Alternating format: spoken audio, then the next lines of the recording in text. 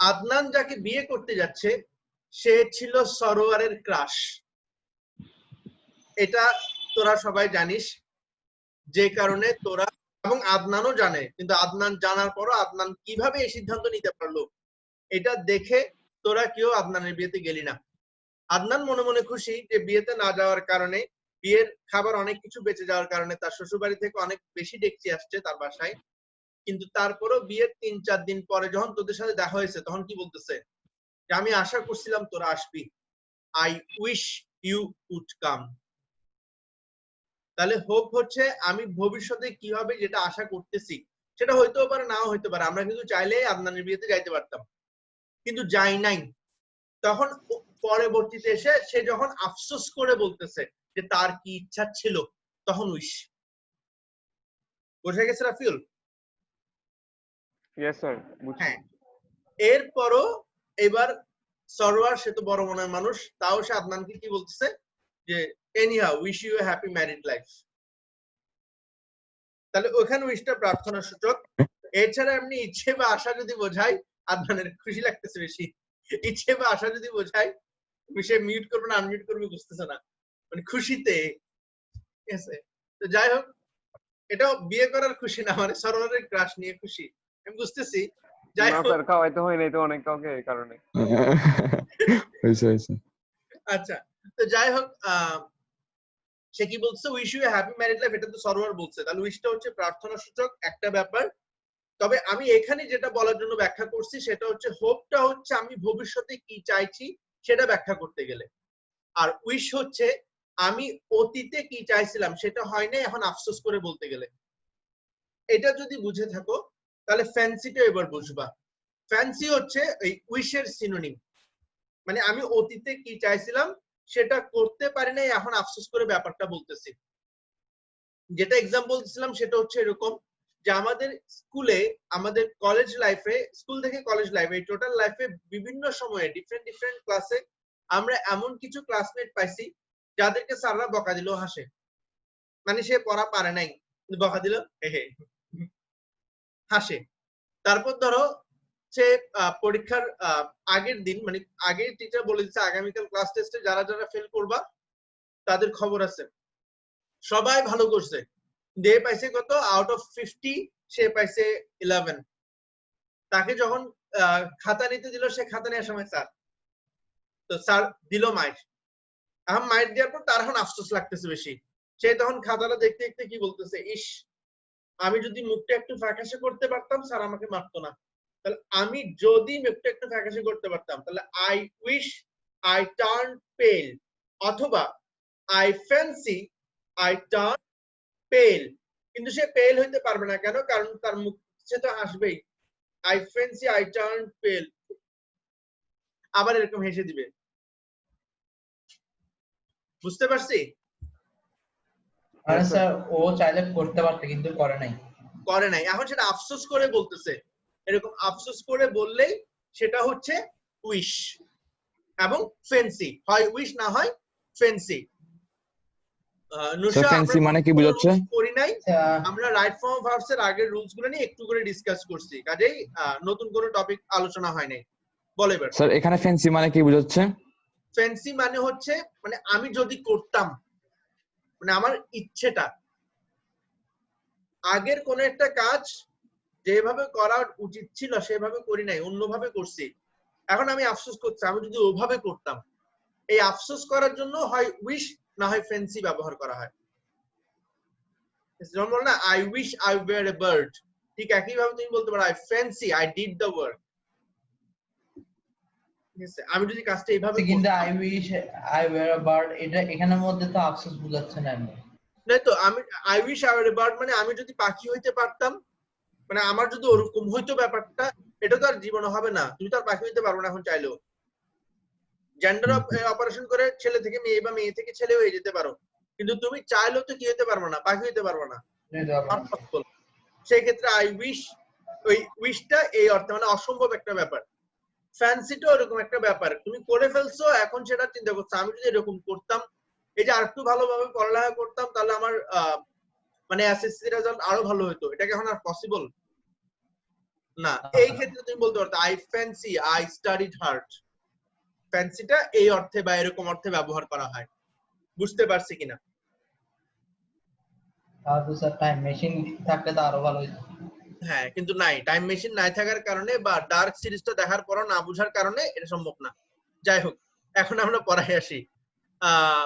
আমি এখন পড়াবো হচ্ছে গত ক্লাসে যে ফার্স্ট পেপারের ইয়াটা পড়াচ্ছিলাম, কি বলবো, লেসনটা পড়াচ্ছিলাম, যেটা ছিল আইডিয়া অফ এন ইউনিভার্সিটি, সেটাই পড়াবো আবার। ঠিক আছে? তো এখানে আমরা প্রথম 3টা প্যারা পড়ছিলাম। আইডিয়া অফ ইউনিভার্সিটি প্রথম 3টা প্যারা পড়ছিলাম। প্রথম প্যারায় কি বলছে? প্রথম প্যারায় বলছে ইউনিভার্সিটি কেমন হওয়া উচিত, সেখানে কিভাবে এডুকেশনটা স্টার্ট করানো উচিত, এবং সেখানে যে নিজ নিজ কালচারটা শেখানো উচিত সেটা। সেকেন্ড প্যারায় বলছে প্রত্যেকে তার নিজস্ব কালচার নিয়ে কি করে, অহংকার করে, নিজস্ব কালচার নিয়ে গর্ব করে। কিন্তু এই কালচারটা যখন হোঁচট খায় কোনো একটা বাধ্যবাধকতার কাছে বা কোনো কিছুর লোভে পড়ে, তখন সে নিজের কালচার নিয়ে অন্যদের সামনে কি করতে পারে না, অহংকার করতে পারে না। ঠিক একইভাবে আমাদের এডুকেশন সিস্টেম গুলো বা আমাদের ইউনিভার্সিটি গুলো আমাদেরকে আমাদের নিজস্ব কালচারটাকে ডেভেলপ করতে না দিয়ে অন্যের কালচারটা ভিক্ষা নিতে শেখাচ্ছে, যে কারণে আমরা নিজেদের কালচার নিয়ে অহংকার করতে পারি না। এর পাশাপাশি আমরা ক্যান্ডিডেট হচ্ছি, আমরা কোয়ালিফাইড ক্যান্ডিডেট হচ্ছি, যোগ্য কি হচ্ছি, ক্যান্ডিডেট, কিন্তু আমরা মানুষ হচ্ছি না, আমরা কালচার্ড হচ্ছি না। এবং এটা যে জন্য হচ্ছে চাকরির জন্য। সময়ের সাথে সাথে সেই চাকরির পরিমাণ যখন কমে যাচ্ছে, এখন আমরা আমাদের শিক্ষা প্রতিষ্ঠানগুলোর উপর বা আমাদের যে সিস্টেম সেটার উপর আমরা ক্ষোভ ঝাড়তেছি বা সেটার সাথে আমরা কমপ্লেইন দিচ্ছি, আর উল্টা তারা আমাদেরকে ব্লেম করছে, তোমরা এভাবে শিখতে আসছো কেন, তোমরা যেভাবে খুশি সেভাবে তো করতেই পারতা, করো নাই কেন। দেন বাংলা ভাষায় একটা প্রবাদ আছে যে লেখাপড়া করে যে গাড়ি ঘোড়ায় চড়ে সে। ঠিক ঠিক একইভাবে ইংরেজিতে একটা আছে কি, নলেজ ইজ পাওয়ার, জ্ঞানই শক্তি। তার মানে আমাদেরকে লেখাপড়া করানোর ক্ষেত্রে গাড়ি ঘোড়ার লোভ দেখানো হচ্ছে বা পাওয়ারের লোভ দেখানো হচ্ছে। তার মানে আমাদেরকে বোঝানো হচ্ছে যে লেখাপড়া করছি পাওয়ারের জন্য, গাড়ি ঘোড়ার জন্য।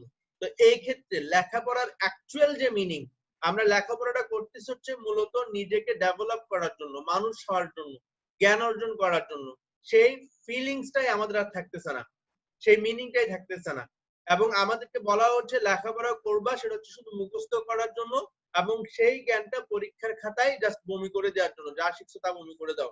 নিজের থেকে কোনো ধরনের কোনো কিছু সৃষ্টি করার, ইনিশিয়েটিভ নেওয়ার কোনো কারেজ বা কোনো থট আমাদের ভিতরে আর থাকে না, কারণ আমাদের শিক্ষার সিস্টেমটা এরকম। এবং আমরা নিজস্ব কোনো প্ল্যান দিয়ে চলি না, আমরা ইউরোপিয়ান ইনস্টিটিউশনাল প্ল্যান গুলো বড় করার চেষ্টা করি। সেক্ষেত্রে আমরা ভুলে যাই যে নিজের জমিতে যদি কোনো চাষাবাসই না হয়, পরের জমি থেকে আমরা শুধুমাত্র ভিক্ষা পাবো, তারা আমাদেরকে হাফ শেয়ার দিবে না।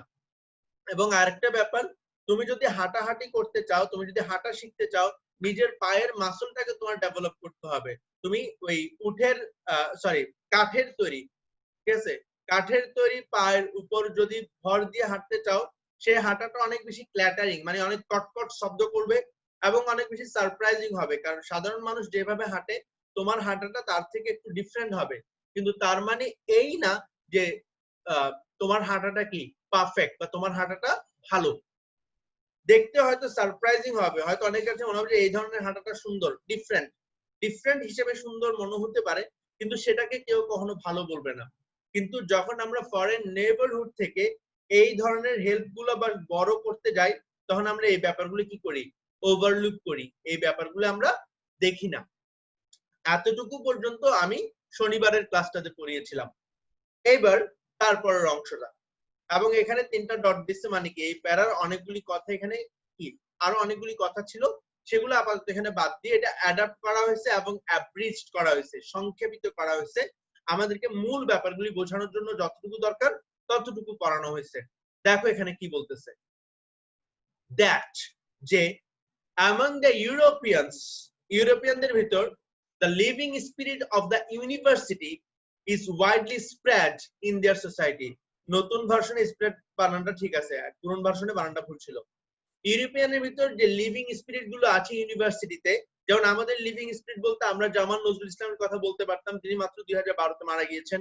বা আমরা বলতে পারি হুমায়ুন আহমেদের কথা, জামান নজরুল ইসলাম 2014-তে মারা গেছেন, হুমায়ুন আহমেদ 2012-তে মারা গেছেন, বা এখন ডক্টর জাফর ইকবাল আছেন, বা এই জাতীয় যারা মানুষ, এরকম মানুষগুলো তারা শুধু ইউনিভার্সিটি লিভিং স্পিরিট গুলো, তারা তাদের ইউনিভার্সিটি নিয়ে পড়ে নাই, তারা তাদের কিছু বই পাবলিশ করেই পড়ে নাই, তারা widely spread in their society, their parliament, their literature and the numerous activities of their corporate life, মানে তাদের সমাজে, তাদের পার্লামেন্টে, তাদের সাহিত্যে, তাদের জীবনের এবং কর্পোরেট লাইফের অসংখ্য জায়গায় এই লোকগুলোই ছড়িয়ে আছে। মানে যাদেরকে আমরা আইডল মানতে পারি, এই ধরনের আইডল মানুষগুলো তারা এক জায়গায় বসে নেয়, তারা সবখানেই, সমাজের সবখানেই ছড়িয়ে ছিটিয়ে আছে। In all these functions, এই সমস্ত ক্ষেত্রে they are in perpetual touch with the great personality of the land, তারা তাদের ভূমির যে গ্রেট পার্সোনালিটিস গুলো, যেমন ডক্টর মোহাম্মদ ইউনূস একজন গ্রেট পার্সোনালিটি, এমন মানুষদের সাথে একটা পারপিচুয়াল টাচ, একটা চিরস্থায়ী টাচের ভিতর থাকে। যেমন তুমি ইকোনমিক্স নিয়ে কোনো কিছু জানতে চাও, ঠিক আছে, এই ক্ষেত্রে সবচেয়ে ভালো সাজেশন দিতে পারবে ডক্টর মোহাম্মদ ইউনূস। তিনি হচ্ছে পৃথিবীর সবচেয়ে বেশি পুরস্কার প্রাপ্ত মানুষ, এটা কি জানো? পৃথিবীর সবচেয়ে বেশি, তিনি আন্তর্জাতিক পুরস্কার পাইছেন মোর দেন 89। সেকেন্ড বেশি যিনি পুরস্কার পাইছে, উনি সম্ভবত 40ও ক্রস করে নাই সারা পৃথিবীতে, উনি পাইছে মোর দেন 89। আচ্ছা, যাই হোক, যেটা বলছি, আমাদের দেশে এই ধরনের মানুষদের সাথে তুমি যদি এইসব ব্যাপার নিয়ে কথা বলতে যাও, তোমাকে অবশ্যই ওই লেভেলের বা এরকম কাছাকাছি লেভেলের মানুষ হতে হবে যোগাযোগ রাখার জন্য। কিন্তু বাইরের দেশে ব্যাপারটা এরকম না। বাইরের দেশে তারা কমন, তাদের ধরো কমন সবার ইউটিউব চ্যানেল আছে বা নিজস্ব কোনো ব্লগ আছে, সেখানে যে কেউ এসে যে কোনো প্রশ্ন করতে পারে, এবং যে ব্যক্তি প্রশ্ন করুক না কেন, সে যে লেভেলের হোক না কেন, এরা ধৈর্য সহকারে বসে সেটার আনসার দেয়, এবং আনসারটা তাকে ডিরেক্ট পার্সোনালি দেয় না, ওই আনসার গুলি তারা ভিডিও হিসেবে আপলোড করে। দ্যাট মিনস এই প্রশ্নগুলো বা ওই ব্লগে পাবলিকলি সেটা পোস্ট করে, যাতে ওই প্রশ্নটা যে কারণেই থাকুক না কেন ওই দেশের, তারা যাতে দেখে এবং দেখে শিখতে পারে। এবং এই ধরনের ব্যাপারগুলি কি, তাহলে in all these functions they are in perpetual touch with the great personality of the land, which is creative and heroic in its constant acts of self expression and self sacrifice, যেগুলো একই সাথে creative একটা ব্যাপার, কারণ নতুন নতুন প্রশ্নের প্রতিদিন আনসার দেওয়া বা সবকিছু ব্যাখ্যা করা বলা, এটা ক্রিয়েটিভ, এবং একই সাথে হিরোইক একটা ব্যাপার। তোমার ক্রিয়েটিভ কেন? কারণ সেলফ এক্সপ্রেশনের একটা ব্যাপার আছে, নিজেকে প্রকাশ করা, এটা ক্রিয়েটিভ হইতে হয়। হিরোইক কেন? কারণ এটা সেলফ স্যাক্রিফাইসিং, নিজের সময়টা সে নষ্ট করে, নিজের সময়টা বাদ দিয়ে সেটা দেশের মানুষের জন্য বা সাধারণ মানুষের সাধারণ প্রশ্নের উত্তর দেওয়ার জন্য সে সময়টা নষ্ট করছে, সময়টা ব্যয় করছে বলবো, নষ্ট না। এবং এর পাশাপাশি দেখো, আমি তোমাদেরকে যে পড়াচ্ছি, আমি ভিডিওগুলো রেকর্ড করতেছি, কিন্তু আমি কি সেটা পাবলিকলি ছেড়ে দিচ্ছি না, আমি সেটা প্রাইভেটলি দিচ্ছি। কেন? কারণ যারা আমাকে পে করছে তাদের জন্য দিচ্ছি, বাকিদেরকে আমি দিচ্ছি না। হ্যাঁ, এটা হচ্ছে আমার সংসার চালাতে হচ্ছে, এবং আমাদের থার্ড ওয়ার্ল্ড যেহেতু, ডেভেলপিং কান্ট্রি যেহেতু, এখানে আমার যদি ইনকামের সোর্সটা আমি এভাবে করে না দিয়ে রাখি, পাবলিক করে দিই, তাহলে ইনকামের কোনো সোর্স থাকবে না। তাদের ক্ষেত্রে ইনকামের ব্যাপারটা যেহেতু আছে কমন, এটা যেহেতু গভর্নমেন্ট ব্যবস্থা করতেছে, যেমন আমাদের দেশে গভর্নমেন্ট এই ব্যাপারটা করতে পারতো, যারা এরকম টিচার আছে তাদের জন্য একটা ভাতা, যারা এরকম বের করছে তাদের জন্য একটা অ্যামাউন্ট তাদের অ্যাকাউন্টে চলে যাবে তাদের কষ্টের পারিশ্রমিক হিসেবে। যেমন কিশোর বাতায়ন প্রোগ্রামটাতে আমি যে ক্লাস নিচ্ছি, তোমরা জানো যে এখানে যতগুলি টিচার ক্লাস নিচ্ছে তারা সবাই ভলান্টারি ক্লাস নিচ্ছে, এটার জন্য একটা পয়সা তো নাই, বরং কেউ যদি মোবাইল ডাটা নিয়ে চালায় তার মোবাইল ডাটার খরচটাও তার, এখানে কোনো ধরনের কোনো কি নাই, অনারিয়াম নাই। তো ওদের দেশের ক্ষেত্রে ওরাও কোন রকম অনারিয়াম পাচ্ছে না, তারা এটা ভলান্টারিলি করছে, তাহলে এটা অবশ্যই সেলফ স্যাক্রিফাইসিং একটা ব্যাপার। সে সময়টা যে ব্যয় করছে এটার জন্য কোনো ধরনের রিটার্ন নাই, এটার আলটিমেট রিটার্ন কি? সোসাইটির ভালো হওয়া, সোসাইটি ডেভেলপ করা। এটা হচ্ছে একই সাথে ক্রিয়েটিভ এবং হিরোইক।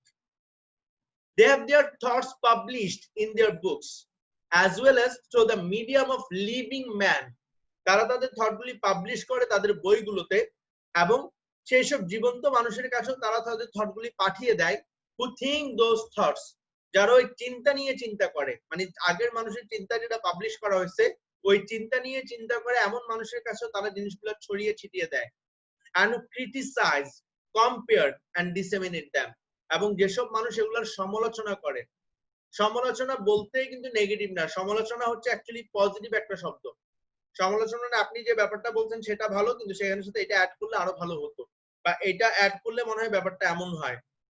অথবা তাহলে শুধু প্রেজ করাটাই আমার মতে নেগেটিভ, কারণ মানুষ কখনো পারফেক্ট হতে পারে না। ক্রিটিসাইজ করাটাই পজিটিভ একটা জিনিস, যে এটা কিভাবে ডেভেলপ করা যায়। তাহলে তারা তাদের থট গুলো বইয়ের মাধ্যমে যেমন সবখানে ছড়িয়ে দেয়, সেই সাথে যেসব মানুষ এগুলো এই চিন্তাগুলো নিয়ে চিন্তা করবে, এগুলোর সমালোচনা করবে, এগুলো নিয়ে কম্পেয়ার করবে, আপনার এটার তুলনায় তার ওইটা ভালো, বা তার ওইটার তুলনায় আপনার এটা ভালো, দুইটা মিলে এইভাবে জিনিসটা করা যায়, এই ধরনের কম্পারিজন যারা করবে তাদের মাঝে ছড়িয়ে দেয় অ্যান্ড ডিসেমিনেট দেম, এবং সেসব মানুষের মাঝে ছড়িয়ে দেয় যারা এগুলো সর্বোচ্চ ছড়িয়ে দেয়।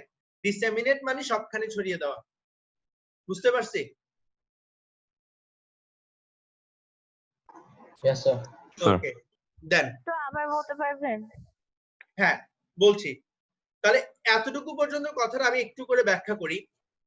ইউরোপিয়ান ইউনিভার্সিটিতে যে লিভিং স্পিরিট গুলো আছে, মানে আমাদের সমাজের যারা শ্রেষ্ঠ মানব, ঠিক তেমনি ইউরোপিয়ান ইনস্টিটিউটে যারা শ্রেষ্ঠ মানব হিসেবে আমরা কনসিডার করি, যেমন আমাদের এখানে আমরা অবশ্যই রেসপেক্ট করি ডক্টর মোহাম্মদ জাফর ইকবালকে, ডক্টর মোহাম্মদ ইউনুসকে, বা এই লেভেলের যে মানুষগুলো আছে, বা শ্রেষ্ঠ ইউনিভার্সিটির শ্রেষ্ঠ যে প্রফেসর গুলো, তারা শুধুমাত্র ইউনিভার্সিটিতে ছড়িয়ে নাই, তারা সর্বত্র ছড়িয়ে আছে, মানে তারা তাদের ওই কাজের ব্যাপারে তারাই পার্লামেন্টে আছে। মানে যে একজন শ্রেষ্ঠ টিচার ছিল, দেখা গেছে তার আলটিমেট একটা এজ যাওয়ার পর 50 ক্রস করার পর, বা 50 ক্রস করার পর সে এবার চিন্তা করলো সে এবার কি করবে, পলিটিক্সে আসবে।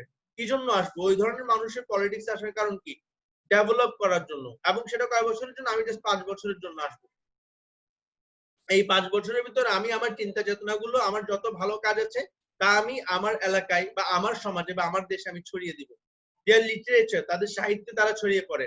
The numerous activities of their corporate life, তাদের কর্পোরেট লাইফ বা তাদের এই যে চাকরি বাকরি যে জীবনটা, টোটাল লাইফ, এখানকার অসংখ্য কাজে তারা এই জিনিসগুলো ছড়িয়ে দিবে।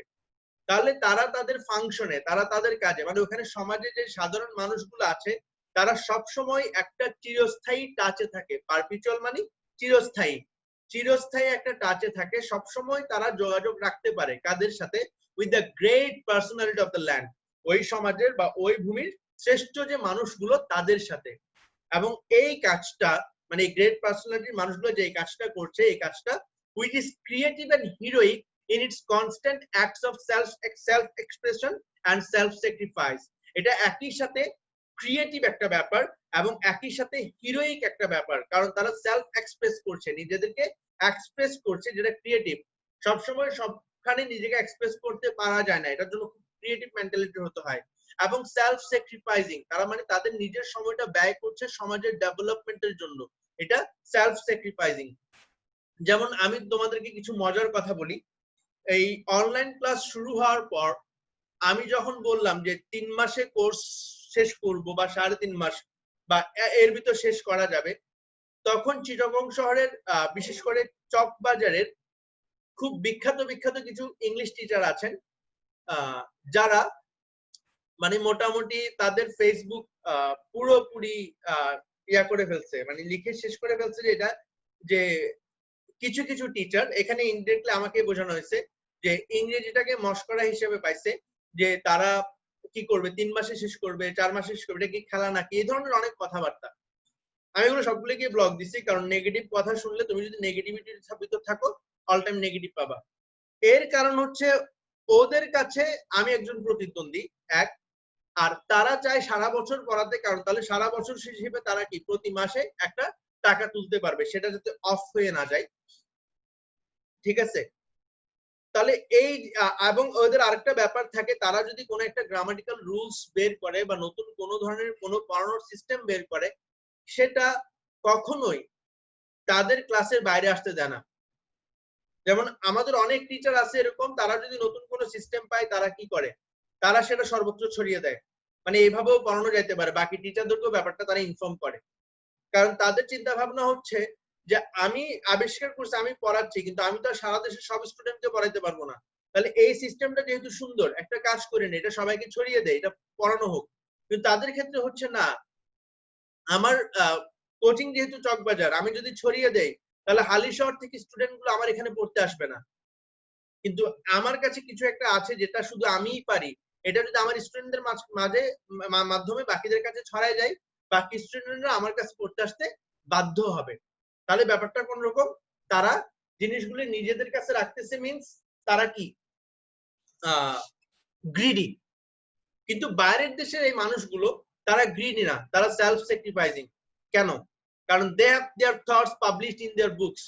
তারা একই সাথে তো সময় দিচ্ছে, তাদেরকে হিরোইক বলা হচ্ছে, এর পাশাপাশি তারা তাদের থট গুলি বইতে পাবলিশ করে, মানে নতুন কিছু আবিষ্কার করলাম, পড়ানোর ধরন বইতে পাবলিশ করে ফেলতেছি, as well as through the medium of living man.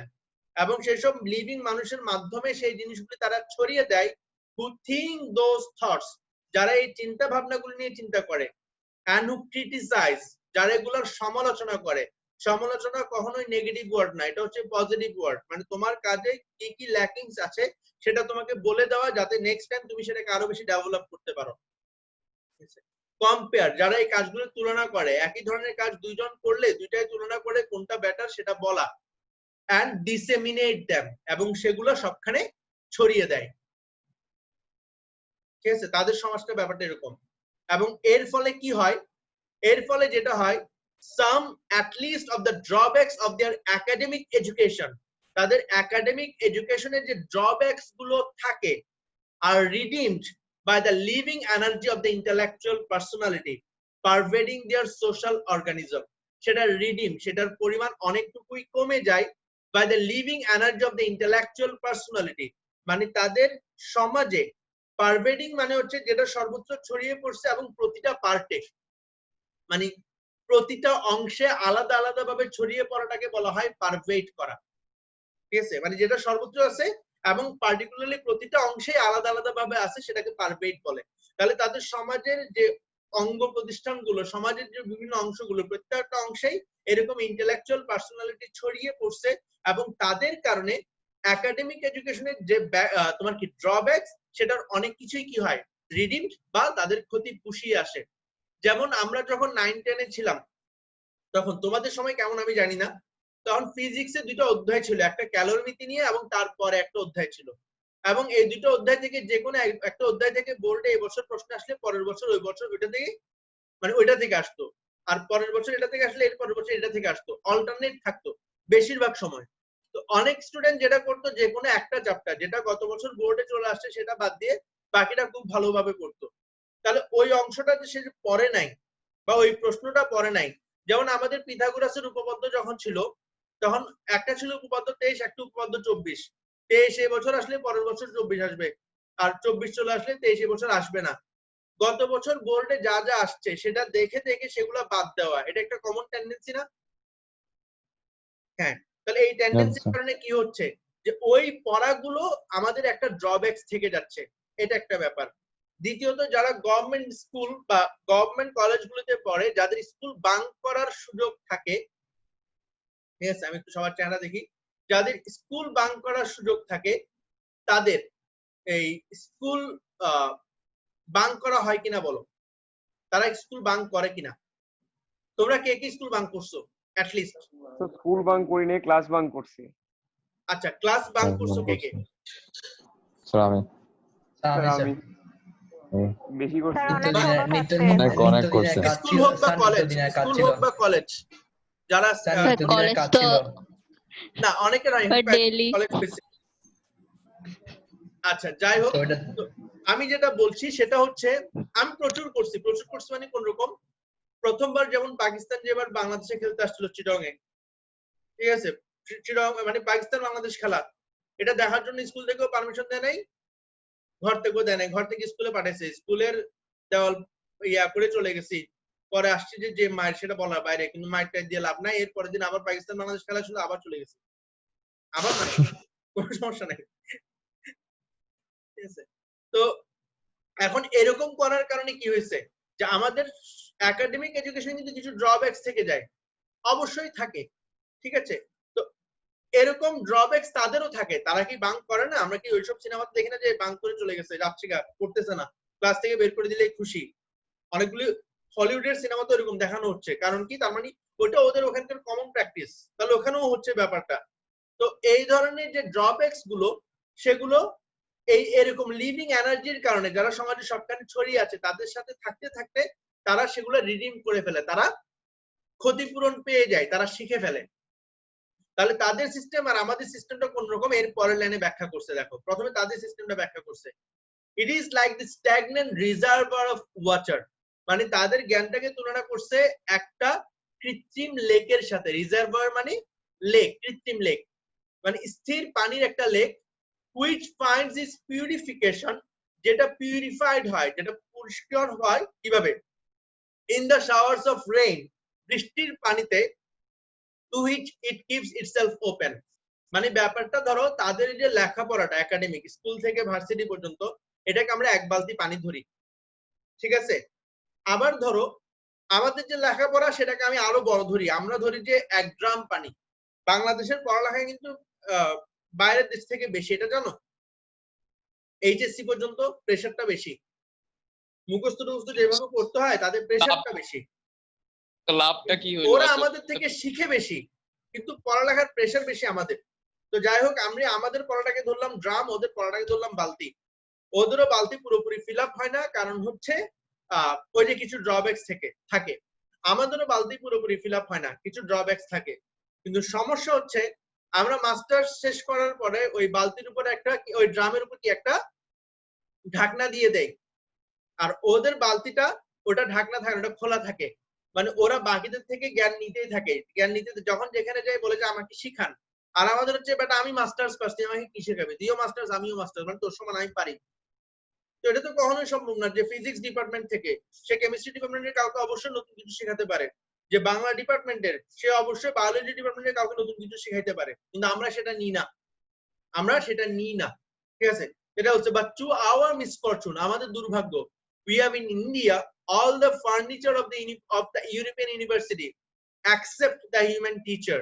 আমাদের সব ধরনের কি আছে, ফার্নিচার গুলো আছে, হিউম্যান টিচার নাই, মানবিক টিচার নাই, যারা আমাদেরকে এই ধরনের শিক্ষা দিবে। এবং এরকম পরবর্তীতে শিখতে হলে মানে অর্গানাইজেশন, বিভিন্ন অর্গানাইজেশন ওই ধরনের লিভিং এনার্জি ওয়ালা, লিভিং স্পিরিট ওয়ালা টিচার নাই। আবার আমাদের শিক্ষা প্রতিষ্ঠানে এরকম টিচার নাই যারা আমাদেরকে এরকম মানবিক হতে শিখাবে, যারা বোঝাবে যে লেখাপড়াটা করতেছো কিন্তু তার মানে এই তুমি সবকিছু জানো, ঠিক আছে। এর পরের প্যারায় বলবে এবার টিচারদেরকে নিয়ে, আমাদের টিচাররা কেমন সেটা নিয়ে। কিন্তু এই প্যারাটা বুঝছো কিনা? দেখো Yes, sir. রবীন্দ্রনাথ লিখছে কম কিন্তু ব্যাখ্যা অনেক, এরকম বলেই তো তারা রবীন্দ্রনাথ। এবং এটা লিখছে 100 বছর আগে, কিন্তু এখনো আমাদের লেখাপড়ার সিস্টেমের সাথে এটা খাপে খাপে মিলে যায়। আচ্ছা, এর পরের অংশটা দেখো, আ মোস্ট ইম্পর্টেন্ট ট্রুথ, একটা গুরুত্বপূর্ণ সত্য। আচ্ছা, আমি এর পরের প্যারা এবং তারপরের প্যারা শুরু করব হচ্ছে আর একটু পর, কারণ এই প্যারাটা আমি যদি এখন বলা শুরু করি আমাদের সময় আছে বরাবর 3 মিনিট, দেখা যাবে শেষ করা যাচ্ছে না, হাফ অংশে গিয়ে শেষ হয়ে যাচ্ছে। তো আমি এখন যেটা করব, এখন আমি ক্লাসটা আপাতত এন্ড করব, এবং এন্ড করার পরে এই যে আমার বউ আমার জন্য নাস্তা নিয়ে আসছে, নাস্তা খাবো। তো তোমরা ঠিক এন্ড করার 2 মিনিট পর আবার জয়েন করো, ঠিক আছে? Okay, sir. হ্যাঁ, 2 Okay, মিনিট sir. পরে জয়েন করো, দেন পড়াটা শেষ করব, কারণ হঠাৎ মাঝখানে অফ হয়ে গেলে জিনিসটা দেখতে অসুন্দর। এখন